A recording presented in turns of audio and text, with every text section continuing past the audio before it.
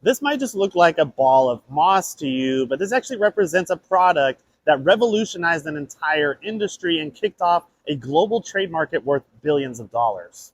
So what I'm holding is sphagnum moss, and sphagnum moss represents over 300 different types of mosses that grow almost exclusively in the northern hemisphere and in northern latitudes where they have wetlands. Sphagnum moss grows in bogs, and as the moss grows over time, it builds up on top of itself, and the lower layers get pushed down by the weight and eventually start decomposing lower into the bog, which is what we call a product called peat moss.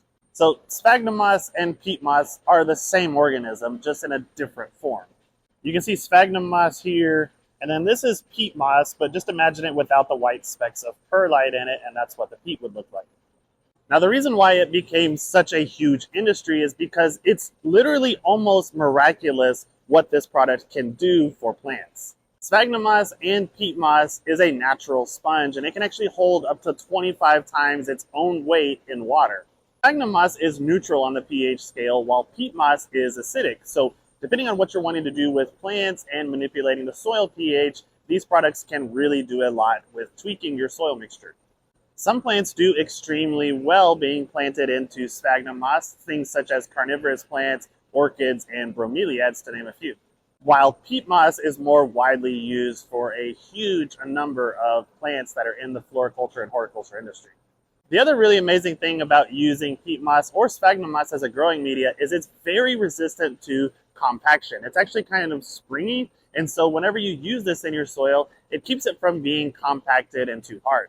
And this applies for both peat moss and sphagnum moss, but it's also very good at draining water, even though it also retains water. So this allows it to give water to the plant's roots while not causing root rot. The other really cool thing about peat moss is it is sterile to work with, and this is super important for greenhouse growers because it's found underground or in the bogs. It doesn't have harmful bacteria, pathogens, or weed seeds, so it makes it very easy to work with for a grower. And although peat moss itself doesn't have very much nutrients in it, it's very capable of holding on to nutrients because it has a high cation exchange. So whenever you put fertilizer in the peat moss, it holds on to it for quite a long time and allows your plants to absorb it. And that's why this has become such a huge part of the horticulture industry.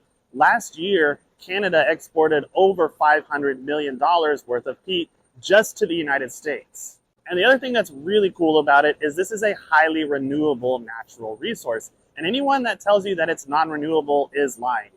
You see, places like Canada have done a really good job of researching how to get these bogs to renew in the fastest amount of time possible. And they're actually harvesting an extremely low percentage of the amount of peat moss that's naturally accumulating in the wild.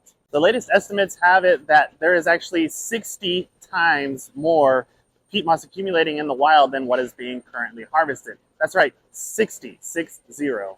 So there you have it. That's probably more than you ever wanted to know about moss.